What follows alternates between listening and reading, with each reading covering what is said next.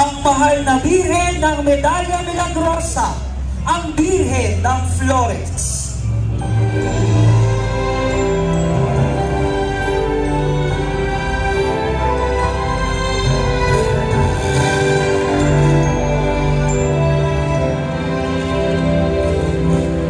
Ang mahal na Birhen ng Medalla Milagrosa, ang Birhen ng Flores, ay ang festihada ng tradisyonal na Flores de Maria at ang patrona ng Iyas y Caballeros de Maria.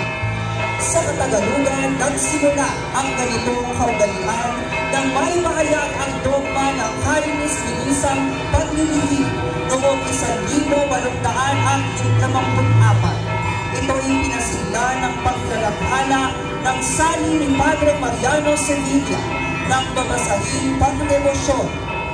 Flores de Maria o ang marikit na bulaklak na sa pagdinilay-nilay sa buong buwan ng Mayo ay inihahandog ng mga deboto kay Maria Santissima. Unang iniawit ang kanyang unang komposisyon sa simbahan ng Nuestra Señora de la Asunción ng Bulacan, Bulacan.